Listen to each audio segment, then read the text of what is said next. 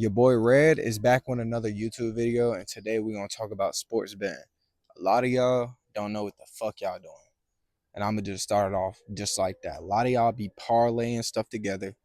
A lot of y'all just be putting random plays in. Y'all go with gut feelings. Y'all don't know how to make a model. You don't know anything about an EV bet.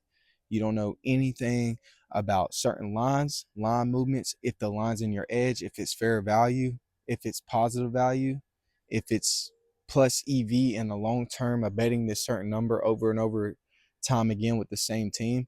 None of y'all know anything about these things. And the ones that do, stay tuned. So I'm gonna start off with the number one thing that got me profitable and actually got me winning a lot was documenting everything that won and lost. That's the number one thing. You have to track. And that's one of the most sharpest things to do, and one of the things that a lot of people leave behind and a lot of lazy people don't want to do, to be generally honest. They don't want to track their losses. They might track the wins, but they won't track their losses. So the thing about this is, over time, when you track wins and losses, you see what's working and what's not working. You know what to give up on or fade. And the thing about when you track your wins and losses, you want to track it down to all types of different teams, right? Let's say you're doing baseball. You want to track it down to when this pitcher comes in on his first game after being injured and he throws against another opponent pitcher that is better decent than him. Usually when the bats are cold on the starter size pitcher that is came off of the hurt list or the injury list, most likely you want to fade that team in the first 5 innings because they're slowly going to advance into the game. They might win the game, but they're going to win at the end. Let's make it into Baltimore, right? Orioles. They're a team that sometimes they come out and they swing with you. But most of the time, they can't catch a gap unless it's in like the 6th or the 7th inning from a team.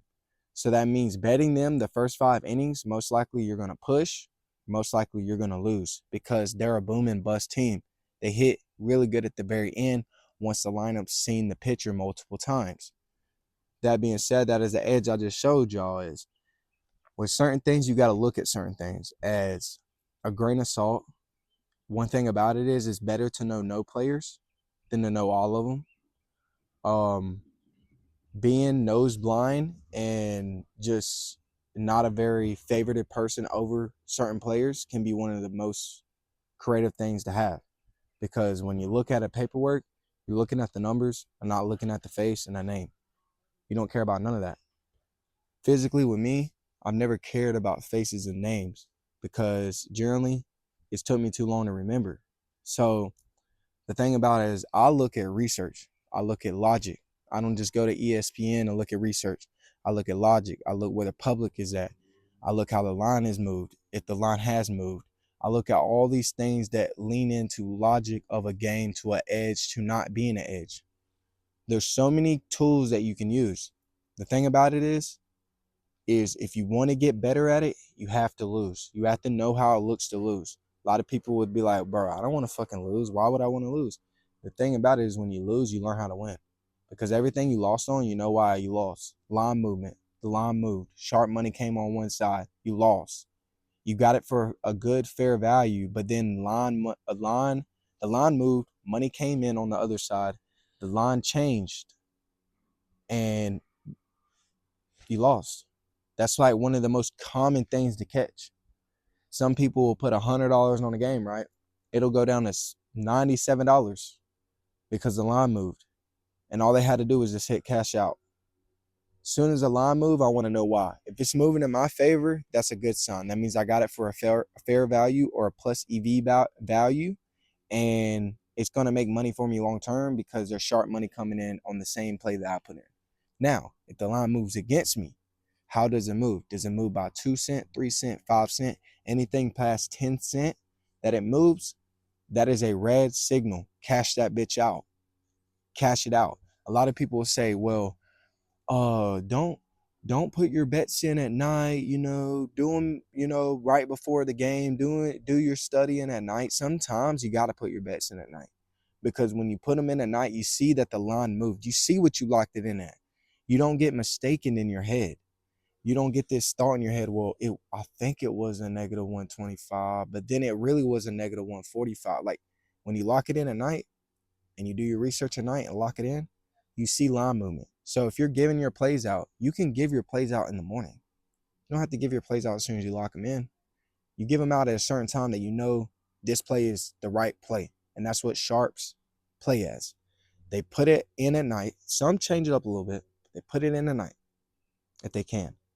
And see how the market changes out through the day, the value of the market. If it goes in their favor, oh, even more confident. When you put a play in, it's a negative 140 and that bitch goes to a negative 160, negative 175, you feel more confident. You know it's a guaranteed winner. You know you don't put it in the right place. And a lot of people never know that. A lot of people will never look at these things. But physically, when line moves in the opposite way that you need it to move, cash out. I don't care if you put in 100 it's down to $70. I promise you, you'd rather fade it. You'd rather cash out, fade it, and get your money back. Because the thing about it is a lot of people will just put in a bet and just let it be. They'll be like, oh, shit, I'm going to put this in. Generally, that's not how it works. With sports betting, you have to be sharp. You have to think of different edges from different sports. Like if I break down baseball season for you, it's not about the pitchers fully. It depends on what pitcher it is to see if it's about the pitcher. If it's a mediocre pitcher, it is not about the pitching game, bro. It's about the tempo. It's about how does this team play? Do they score home runs or do they get on base? Do they move around the bases when I get on base or do they get stuck a lot? How have the opponents been against this team? What is the record right now against this team? If they won 3 in a fucking row against this team, you don't think an upset's about to happen? You don't think the line's going to trap you? So when you go look at a line, you want to say, is this line cheap enough? It's like shopping. When you go shopping out in, public and you see the same type of bread, it says wheat bread, and one's 99 cents and one's $2.50, and they're both the same and they're both going to taste the same, you buy the 99-cent one. It's the same with sports betting. You buy the cheapest line to your edge. If you can get value in the line to the edge, that means the sports book hasn't fully found out about the edge, or the public and the sharps haven't found out about your edge. So the thing about it is always being a step ahead. You got to figure out how to be a step ahead, and the lines will show you that. The lines, like the last few days, been wonky as hell. There's so much plus money been hitting because they know right now everybody's playing on a negative side. So if they can just switch the lines on you, bro, nobody's going to play for plus money but the public. And the public doesn't have enough bread to take their bank from them. If I can talk. They don't have enough money to be able to cause damage. And why they don't is because it's a repetitive sport. So there's multiple games every single day. So there's not enough time to force something on a team. So when I say that, like football, you can force $10 million on one side because you had a whole week leading up to this game. With baseball, you have a little bit over 24 hours. Some books don't even put the lines out until the next day. Certain books do. They put it out a day ahead, 2 days ahead. But for the most part, people are not placing bets that are 3 days ahead unless it's like UFC, soccer games, certain markets. I might not name all of them, but certain markets. And then at the same time, if it's a valuable, profitable bet that they just found, they have to place it right then and there. So the thing about it is, if you want to become profitable and you actually want to make money at this, you have to study. You have to learn. You have to actually realize when line movement comes in, what it means. What it means when it goes up, what it means when it goes down.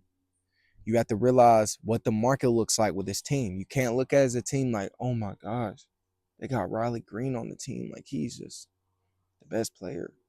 You can't look at it like that. You got to look at the market of this team. Is this team, did it go up and it's climbing down right now? Is it good to go down? Is it good to go against them? Fade them. It's the same as the market. Because when a team is winning, they're going up. When they losing, they're going down. Same as the market. You got to know when to buy and sell. You got to know when to place money line on a certain team and fade that money line on a certain day. So that's the thing, is like, this shit is just a market. And if you look at it as a market and you forget about all the athletes in it, and you forget about all the big top names, and you just forget about all that and just look at it just as a market, completely just as a market, you'll crush them. You won't win at all, but you'll crush the market over and over and over and over. I told y'all a long time ago, bro, I turned $7 into $20,000, bro. And how I did it was I put a parlay in. I hate on parlays now. I got lucky. Put a parlay in. My first parlay, I got lucky, but I didn't get lucky at the same time because I studied for this parlay. So I put a parlay in for people to get hits, right? I made $75. Turned $7 into $75. Then I turned that $7 into, like, 40, 50 bucks, on like a 2-leg parlay, but a straight bet, like straight bets though. Then I started doing one game at a time. After I turned into like 140, I turned into 200, 400, 500. And this all happened in 2 weeks. 500, and when I turned into 500, I ended up turning into 1,000, and that 1,500. And then sooner or later, in 3 months, I done turned $7. Less than 3 months, I done turned $7 into over $20,000, bro. That's when I realized I was that nigga, bro. And nobody gonna tell you that. Nobody's gonna tell you that sometimes you gotta start off with nothing, because the dream gotta be bigger than what it is. You know what I'm saying? Did I have money to start off? Yeah, but at the same time, nigga, I just put a 7-leg parlay in, and like, I was sick and tired of not taking that shit serious. And that's what happened. Sick and tired of losing. Bro, I was putting in fucking 3-leg parlays, bro, 5, 6-leg parlays. I was following every single handicapper in the world. Them niggas was teaching me how to lose. They wasn't teaching me how to win. So I was like, bro, if I'm gonna lose, gang, I'm gonna lose on my own. Like, fuck all this. So I started off, nigga, just put some $7 because I already got my ass clapped too many times, gang. $7, turn that bitch into 20K. And it doesn't seem real, but you gotta realize, money, when you put it into an asset that doesn't appreciate, gang, it brings value back. So I found value bets. And how I found those bets is because I was not thinking of any player.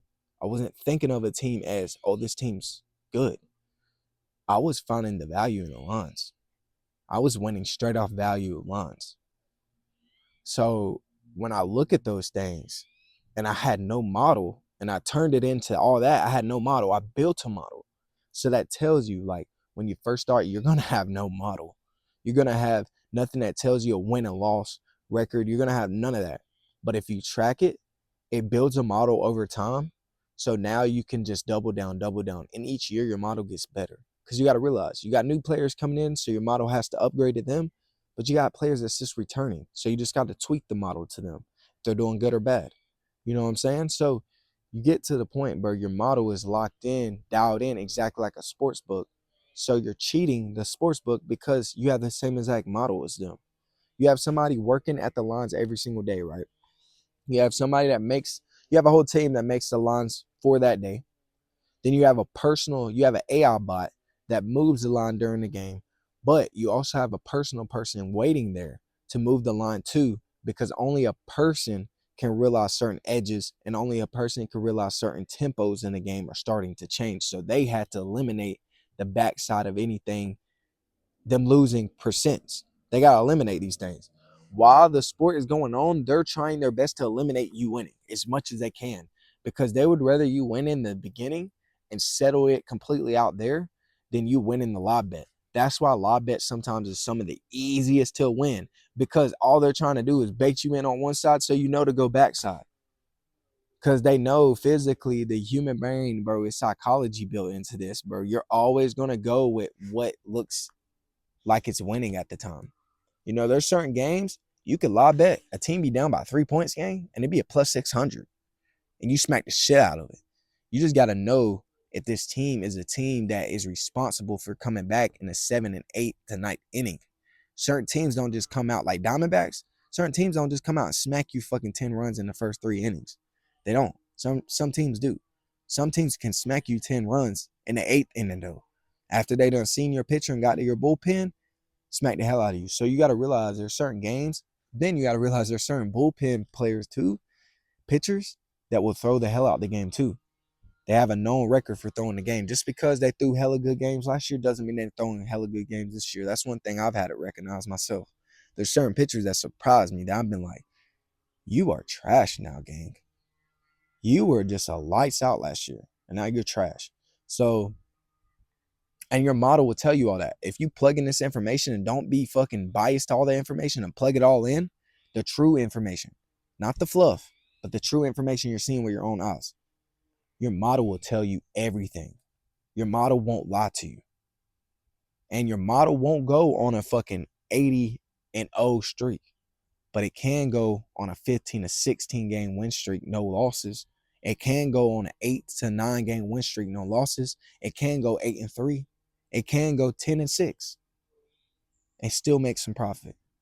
But your model should never lose you profit over time, long run, if you're plugging in the right information. So that's a one-on-one betting with Red, bro. I'm not going to tell y'all all the game, but if you want to learn this real sauce, link in the description. All you got to do is lock in $25 a month. It's going to get you all my plays. I'm going to tell you how many units. And then on top of that, I'm telling you, we're cashing out. Man, I hope y'all have a blessed day. Just remember, people going to hate because they can't relate. Peace out.